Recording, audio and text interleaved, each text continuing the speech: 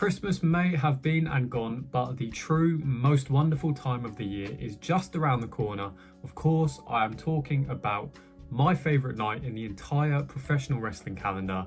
It is the Royal Rumble. It is truly the most wonderful time of the year.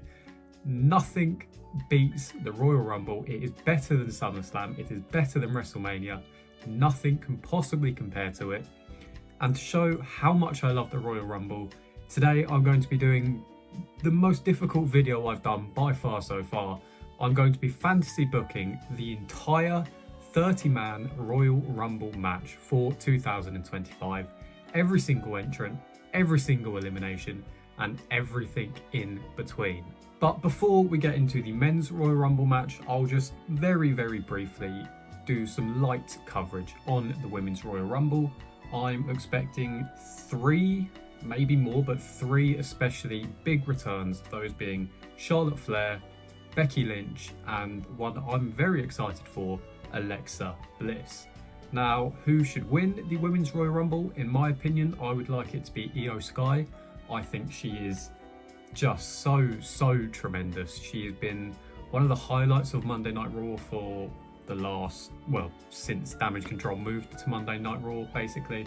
She is so good. She is very popular, and I think she would just be a really good Rumble winner. Maybe you can do her and Rhea at WrestleMania, I guess. They had the nice little moment in the Women's War Games match, so that could be a fun match. And then if you're going to have Charlotte be in a world title match at WrestleMania, her and Tiffany Stratton, I think, makes a lot more sense.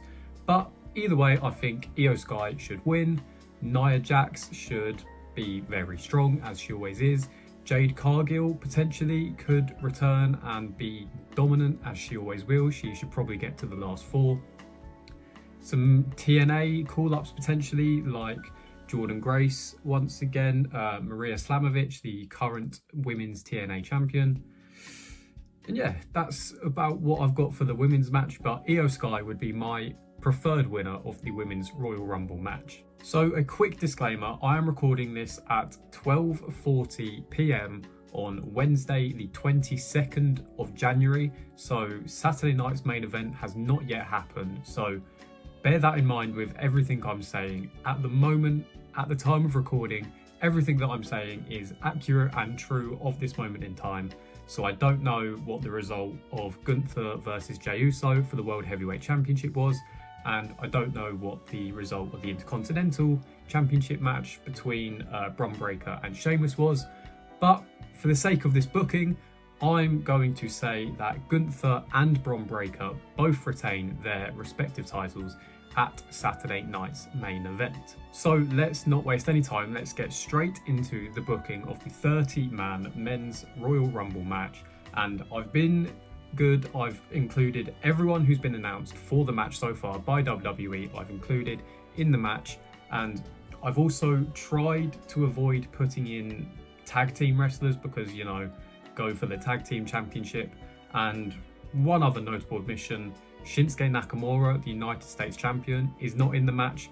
I just couldn't find a spot in the match for him, so let him have a title defense at the Royal Rumble to get him on the show or something like that, but I just couldn't find a spot in the match for him. So out first in the HBK spot is someone who in their entire time on the main roster has been featured in some really high profile matches with a lot of high profile names, and to me he sort of just feels like a number one in the Royal Rumble match. It's Carmelo Hayes, and he's joined by number two, Jimmy Uso.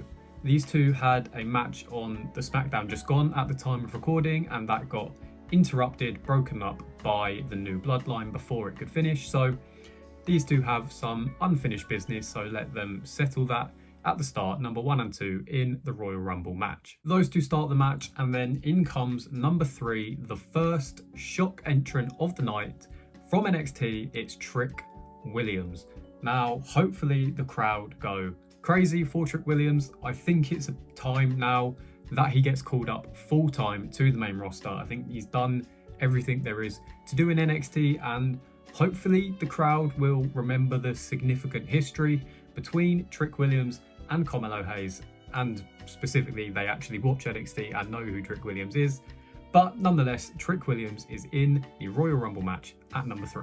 It's a really good spot for Trick to be number 3, the first sort of countdown entrant into the match. So a really nice spotlight for him. And getting straight into it with Carmelo Hayes can provide him just an immediate gateway to a main roster program. He can get into it with Carmelo Hayes and just a really good chance to introduce him to main roster WWE fans. In next at number 4 is The Miz, and he brings a skull-crushing finale for everyone. So it's a very fast-paced start to the Royal Rumble match, a mix of young stars and established main roster talent, and then they are joined by some TNA talent. The new TNA heavyweight champion, say his name and he appears. Joe Hendry is in the Royal Rumble at number 5. I think everyone and their dog is expecting Joe Hendry to be in the Royal Rumble match. So especially now that he's the TNA champion with this newly announced deal between the WWE and TNA, I think we will almost definitely get both men's and women's world champion in TNA be in the Rumble. But especially, I think everyone is wanting and hoping that Joe Hendry will be in the men's Royal Rumble match, and he is. In next at number 6, and keeping with our current theme of fast-paced, exciting wrestlers, number 6 is Andrade. A year on from his big return to the WWE in last year's Royal Rumble, and in that year he's managed to do a whole lot of not a lot really. He had the really good run of matches with Carmelo Hayes, so those two can get into it here, bringing back a nice little rekindling of that rivalry because they had tremendous chemistry in the ring. But other than that, Andrade's not done too much, so let's get him in the Rumble and let's get him doing some nice, exciting things. So far, there's been no eliminations yet. We're just letting the pool fill up a little bit at the moment. And in at number 7 is Eternal Heat Machine Dominic Mysterio. I really wanted to put Dom at number 1 and just have him last the entire Rumble, but you'll see why we're not doing that. So Dom's in at number 7. He and Andrade can do some nice lucha things. Dom and Trick Williams have some history from Dom's time in NXT. Trick Williams was the person who took the NXT North American Championship from Dominic Mysterio. So those two have a nice little face-off. And then basically everyone just does that thing on WWE 2K games where you put on unlimited finishers and everyone starts spamming their finishers on each other. So Joe Hendry hits Dominic Mysterio with the standing ovation. Hendry then stands up and gets hit by The Miz with a skull-crushing finale. The Miz then, as he's making his way back to his feet, gets hit by Carmelo Hayes off the top rope with nothing but net. Then, as Hayes is getting back to his feet, Trick Williams charges in, hits him with a trick shot. Trick then turns around and Jimmy Uso catches him with a super kick. Uso then stands up, turns around, and he gets planted by the message from Andrade. Jimmy Uso rolls to the outside under the bottom rope, not eliminated, but he rolls to the outside, and Andrade just collapses to the floor in exhaustion as the crowd stand and applaud the tremendous fast-paced action they've seen to start this year's Royal Rumble. As the countdown then begins, everyone down on the floor for number 8 in in the city, the majority of his American football career. It's Pat McAfee. Pat, who is on commentary for the Rumble match, stands up from the announce desk as Michael Cole looks at him in glee and love. Pat removes his blazer and with everyone down in the ring, he makes his way around, soaking in the cheers and claps from the crowd, makes his way up the steps where he is met in the ring by the rising Dominic Mysterio, and these two get into just a shouting match of Pat calling Dom a deadbeat and, stuff like that. And then the two get into it with each other. Pat gets the best of that exchange with Dom and he is standing tall with everyone else down in the middle of the ring. He's looking at the ramp being like, come on, who's next? When in comes number 9, Jacob Fatu. Oh dear, Pat's going to die. McAfee absolutely himself, he just stands there almost frozen like he's seen a ghost as the Samoan werewolf makes his way down to the ring. Fatu gets up in McAfee's face, and McAfee is just sort of backing away towards the ropes, almost just begging for his life, as Fatu just clotheslines him straight over the ropes. Pat McAfee is the first man eliminated from the 2025 Royal Rumble via Jacob Fatu. So we've let the pool fill up so far through the first 9 entrants, and now it is time for everyone to die. Fatu starts destroying absolutely everyone. He has super kicks for Trick Williams. Hayes tries to fly at him from the top rope, and he's met with a super kick. Joe Hendry, Miz, Andrade and Dom all get hit with super kicks as well. Jacob Fatu is running riot in the Royal Rumble match. As the countdown starts, Fatu turns to face the ramp, waiting for the next entrant, and in at number 10 is Tama Tonga.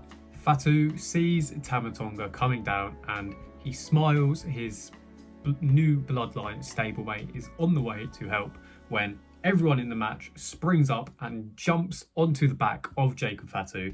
They're just laying into him, trying to wear the big man down.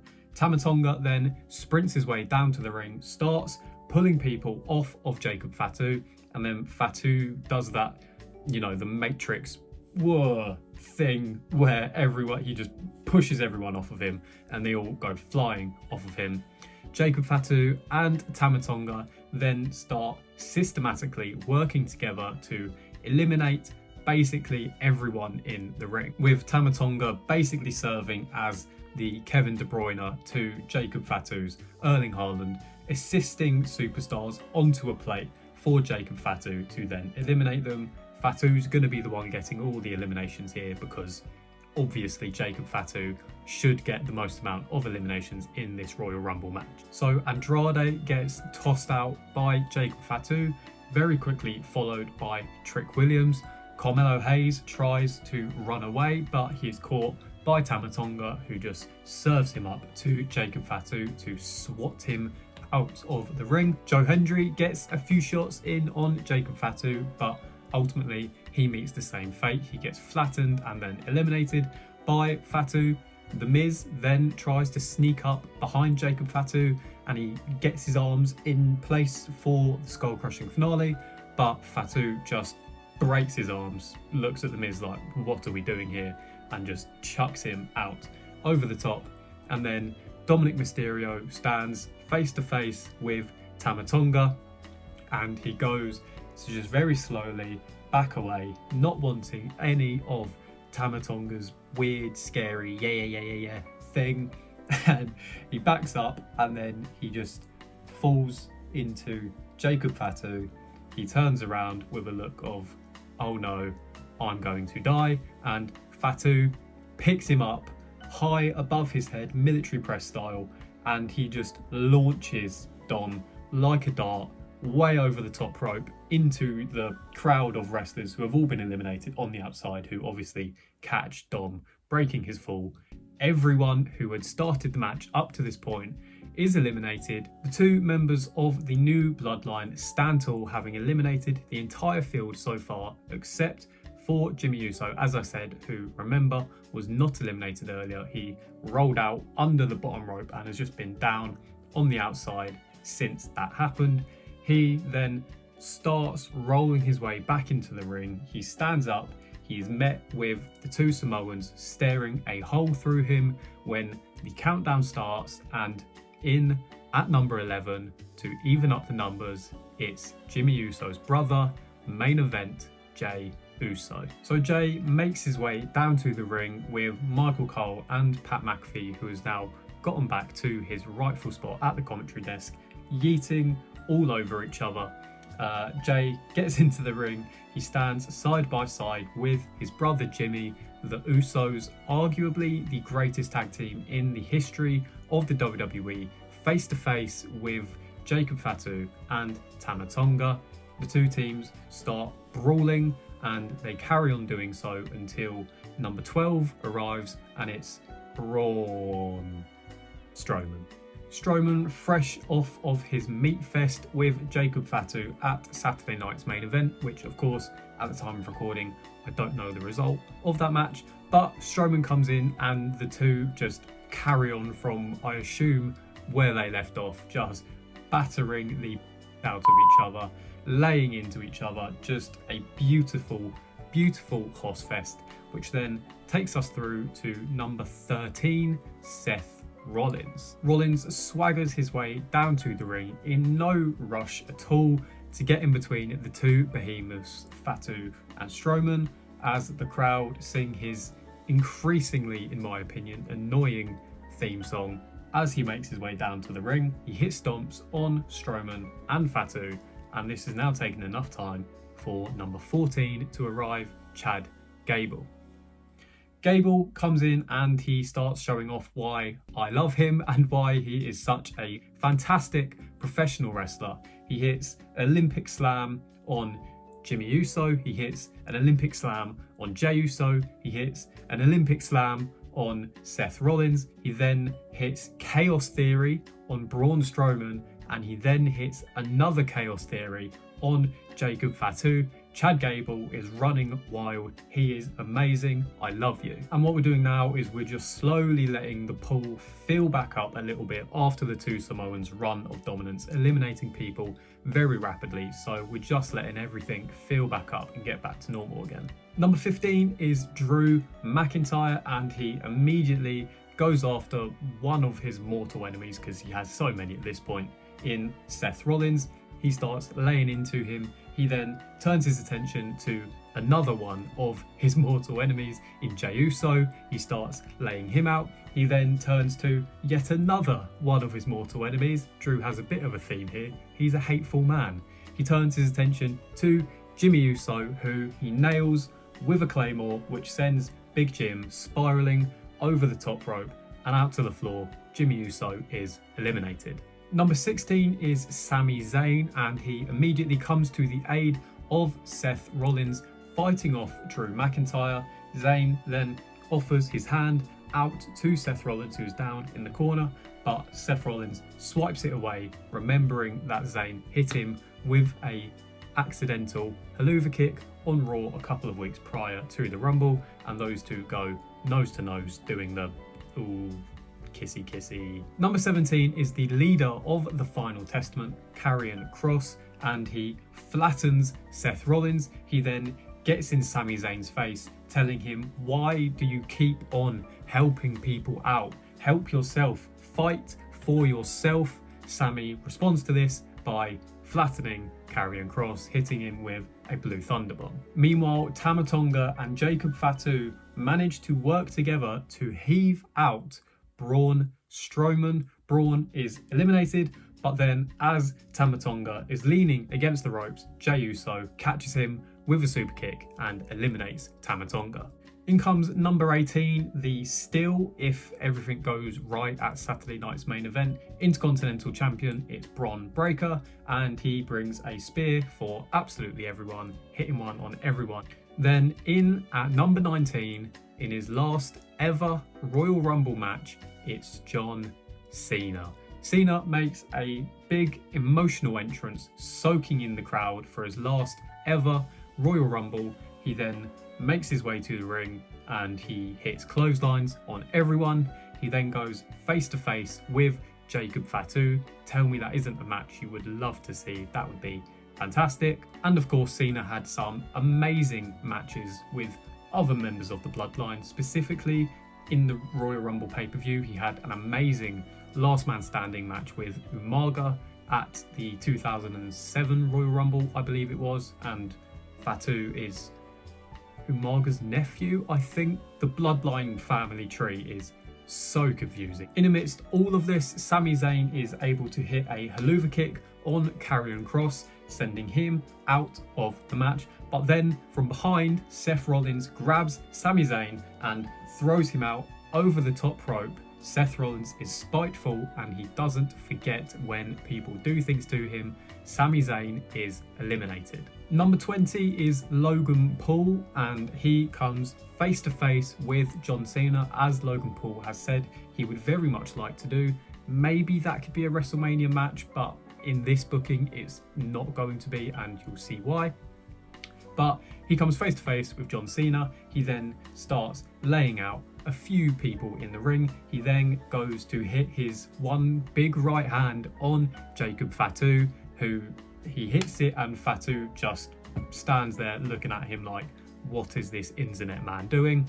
And Logan Paul looks at him, thinks, nope, don't need any of that in my life, and just rolls under the bottom rope to the outside. Not eliminated, of course, but just rolls to the outside when number 21 arrives, and it's Rey Mysterio. The Hall of Famer runs his way down to the ring, but he stops to greet Logan Paul with a few kicks to the legs. He then throws him back into the ring, reintroducing him to the action. Rey, of course, not forgetting that Logan Paul is the man who took the United States Championship off of him way back in, God, was it 2022 or 23? I can't remember, and I don't care, but the man who took the United States Championship off of him, Logan Paul, Rey Mysterio doesn't forget. Number 22 is CM Punk, and he makes his way down, and waiting for him in the middle of the ring is Seth Rollins. The two start absolutely wailing on each other, just, doing the whole holding each other's head and just battering the life out of each other. But CM Punk is able to gain the upper hand and very quickly manages to eliminate Seth Rollins. CM Punk has managed to get one up over Seth Rollins once again. In comes number 23, and it's time for a banger because it's Sheamus. Sheamus makes his way down, and he makes a beeline for the Intercontinental Champion, Bron Breakker. He goes straight for him, starts battering him. He then gets Breakker up against the ropes, and he just throws his whole body into Breakker. The two of them both topple over the ropes to the outside. Sheamus and Bron Breakker are eliminated. Sheamus's obsession with the Intercontinental Championship has cost him the Royal Rumble, but ultimately he doesn't care. He just wants that prize that he's been chasing for almost 5 years now. He just wants the Intercontinental Championship, and him and Breakker continue brawling on the outside and all the way back up the ramp and out of the arena.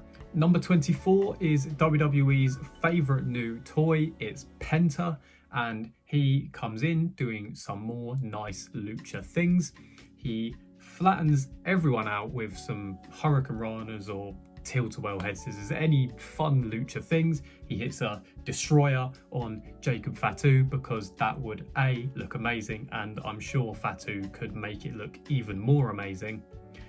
He then comes face to face with Rey Mysterio, two of the greatest luchadors to ever set foot in a professional wrestling ring, come face to face in the Royal Rumble match, and then Chad Gable just puts himself between the two. He pushes them aside and he says, no, I will not be overshadowed by luchadors yet again. It will not happen, no.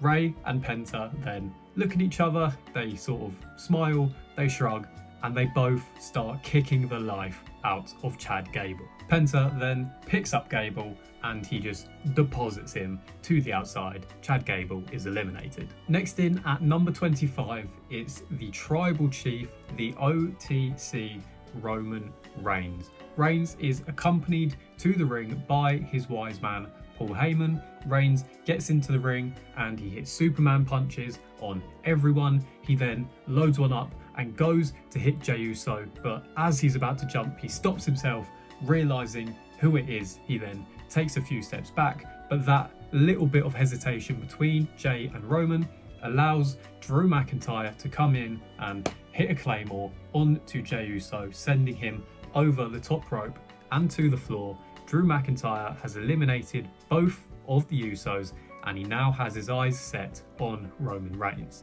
Drew and Roman start clubbing each other, and Drew finally has his chance to get his revenge on Roman Reigns for destroying his hopes and dreams, along with the Bloodline beating him for the WWE Championship at Clash at the Castle in front of his whole family, and really starting this mental downward spiral that Drew's been on for the last couple of years. He finally has his chance to get his revenge, but his overzealousness to get to Reigns costs him as he throws himself at Reigns for a Claymore to send Reigns over the top rope, but Reigns ducks, he pulls the rope down, which sends Drew flying over the top rope and to the floor. Drew McIntyre is eliminated. So with 5 people still left to enter, we currently have Jacob Fatu, John Cena, Logan Paul, Rey Mysterio, CM Punk, Penta, and Roman Reigns in the ring.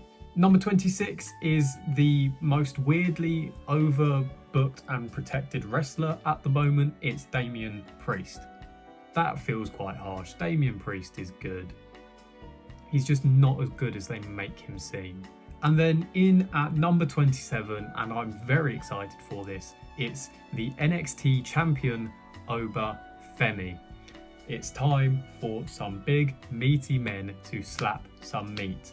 Oba Femi squares off with Roman Reigns, he squares off with Damian Priest, he squares off with John Cena, he squares off with Jacob Fatu, and tell me that is not a match that you would pay so much money to see. Into the last 3 entrants now, and number 28 is the returning Randy Orton. Orton has been out for a couple of months now with an injury sustained from Kevin Owens. He makes his return in the Royal Rumble match and he goes on an RKO spree, hitting them left, right and centre. Logan Paul then flies off of the top rope from a springboard, trying to hit a springboard clothesline, but Randy Orton just catches him in midair with an RKO. Randy Orton eliminates Logan Paul. A little bit of revenge there for Randy Orton after Logan Paul cost him the Elimination Chamber match last year. Orton then comes face to face with his long rival John Cena, and I don't need to explain the history between these two. If you watch professional wrestling, I'm sure you're aware of the history between these two. And then they are joined in a little face-off by Rey Mysterio and CM Punk. Just a nice little nostalgic look at us. Who would have thought after all these years, the 4 amazing veterans all just stood in the Rumble, soaking in the adulation from the crowd when Oba Femi springs to his feet and just pounces Rey Mysterio over the top rope and out to the floor. Number 29 is Solo Sikoa, and Solo very slowly makes his way down to the ring, staring a hole through Roman Reigns. As he gets down to ringside, he pauses, he turns to his side where he sees Paul Heyman stood there holding the Ula Fala as Solo just looks sad and defeated. He then rolls into the ring, comes face to face with Roman Reigns when Jacob Fatu pops up alongside Solo, standing alongside his tribal chief. Solo then points at Roman Reigns, ordering Fatu to attack him. Fatu takes a couple of steps forward, but then he stops, he turns, and he hits a super kick on Solo Sikoa. Roman Reigns sort of stands there looking at him like, what's just happened? Fatu then super kicks Roman Reigns. Fatu then picks Solo Sikoa up off the floor, he holds him by the face and he screams at him, "I loved you, Solo, but not anymore." And he throws Solo Sikoa out over the top rope. Jacob Fatu has gone rogue and he can now go on his singles push away from the bloodline. Maybe you do Solo and Fatu at WrestleMania, maybe that's what you do, or maybe you do that at Elimination Chamber and then you can do Fatu, you can free him up to go and do something else, maybe going after the United States Championship, him and Nakamura. That would be fun, something like that. That's up to your imagination. And by the way, that is Fatu's 9th elimination if you haven't been keeping up so far. And this brings us to number 30. It's LA Knight. Yeah. LA Knight comes down to the ring, making a beeline for Jacob Fatu, who he's had some major issues with recently on SmackDown, and he starts laying into him, putting the boots to him, and everyone in the ring sort of sees this and they all jump onto Fatu as well, while LA Knight sort of got him reeling. Everyone piles on, they back Fatu up to the ropes, and then everyone in the ring manages to work together, grabbing onto Fatu, and it takes everyone in the ring to lift him up and eliminate Jacob Fatu. So Fatu is eliminated after 9 eliminations himself, and a fantastic showing in his first ever Royal Rumble match. And then in the aftermath of that, Obafemi takes the opportunity to grab Damian Priest and eliminate him. Priest is eliminated, and then that leaves us with a final 7 of John Cena, Penta, Roman Reigns, CM Punk, Obafemi, Randy Orton and LA Knight. Everyone sort of pauses for a second and they do the sort of all looking around at each other thing to show that one of these 7 men will win the Royal Rumble match and go on to WrestleMania. But then, as they're all stood looking at each other doing that, the countdown starts again. And everyone looks at each other confused, not knowing what's going on. We've already had 30 entrants. The countdown gets down to 0, and in at number 31, it's the final boss, The Rock. The Rock has used his power as part of the board of directors and as the final boss to insert himself into the Royal Rumble in an unprecedented number 31. He gets into the ring and he immediately eliminates Penta. He then grabs a hold of LA Knight, hits him with a rock bottom and eliminates him, and everyone else in the match is sort of just staring at The Rock like, what is happening? Obafemi then squares up to The Rock after Oba complained a couple of weeks ago that The Rock had taken time away from Obafemi on NXT when The Rock went down to do a promo on NXT. Obafemi remembers and he's not happy about it. He gets in the face of The Rock. He gets a few little shots in, but The Rock manages to catch him, hit him with a rock bottom, and Obafemi is eliminated. So this leaves us with a final 5 of The Rock, Roman Reigns, CM Punk, Randy Orton, and John Cena. So those 5 men all face off, and Cena goes after The Rock, remembering the history that those two have. That leaves Reigns, Punk, and Orton to start brawling with each other. Reigns lines up a spear on CM Punk, but Punk jumps out the way and Reigns hits Randy Orton with the spear. Reigns then scoops up Randy Orton and eliminates the Viper. The final 4 is Cena, Reigns, Punk, and The Rock. And I mean, has there ever been a more star-studded final 4 in a Royal Rumble match? I actually think that this 30-man or 31-man field that I've booked here is arguably the strongest Royal Rumble lineup that's ever been in the history of the WWE. Maybe you disagree, let me know. But nonetheless, those are the final 4 in the Royal Rumble match. Punk then goes for The Rock, not forgetting everything that The Rock did to CM Punk in the lead up to WrestleMania 29, taking away his WWE Championship, ending his 434-day reign as champion.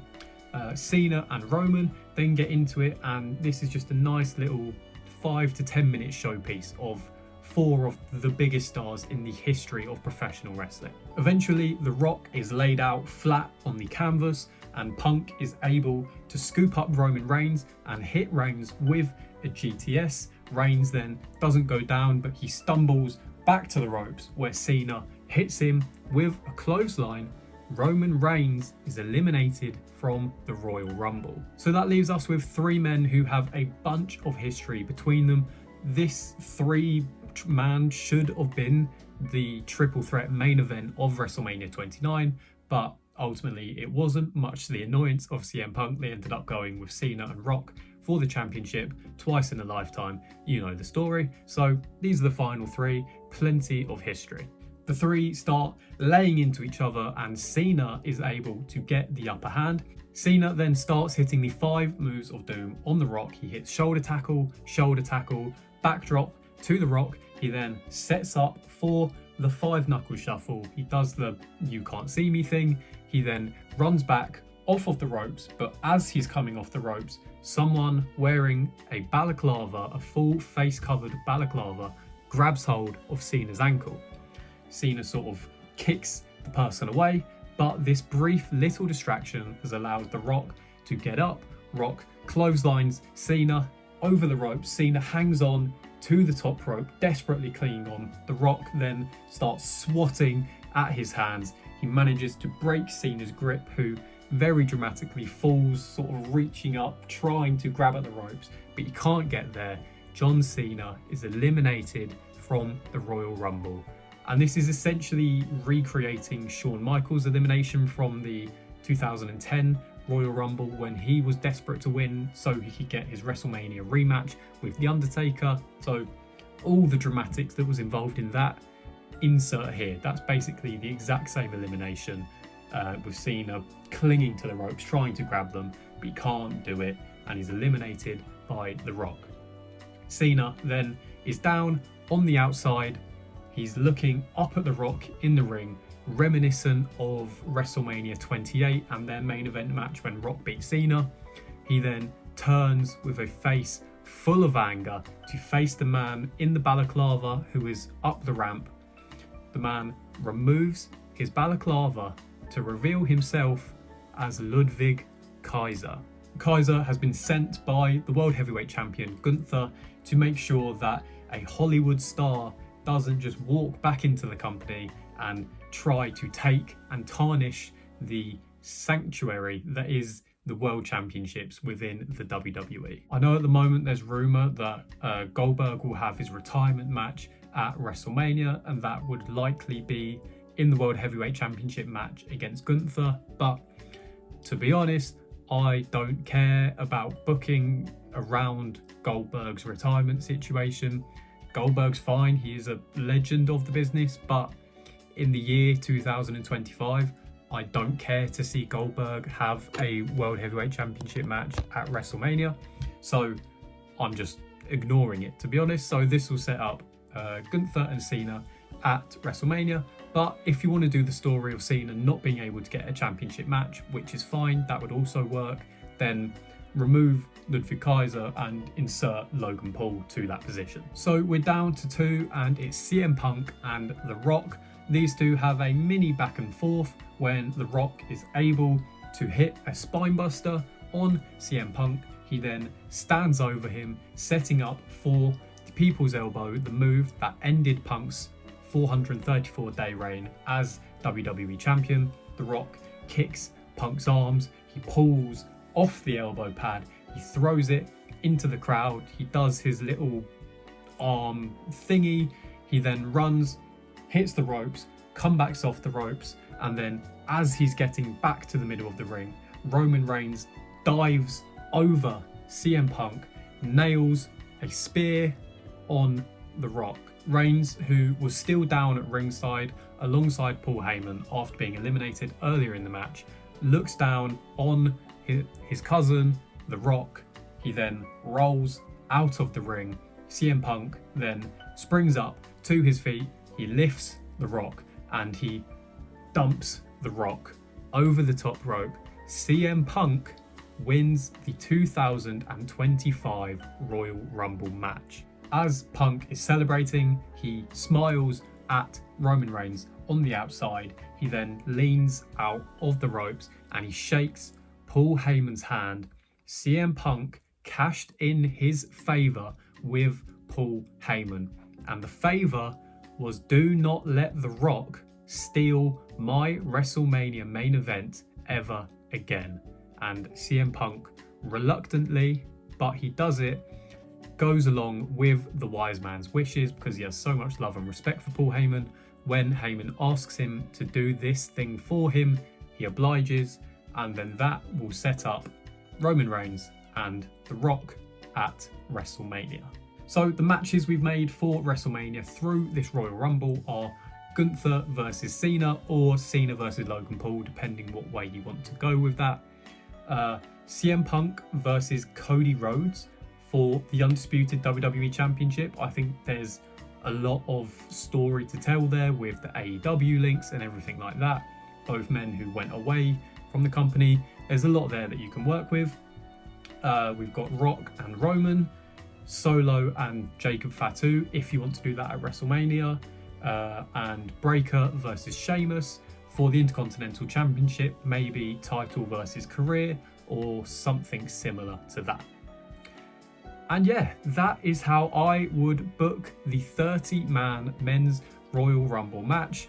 Did you hate how I booked it? If so, let me know in the comments. It won't upset me. I only spent many hours planning this, so you know, that's fine. But yeah, if you enjoyed, let me know. If you didn't like it, let me know. Let me know any changes you would make, who I've not included in the match maybe, or someone you would like to have done a bit more, done a bit less, or whatever. And mainly let me know who you think should win the 2025 Royal Rumble.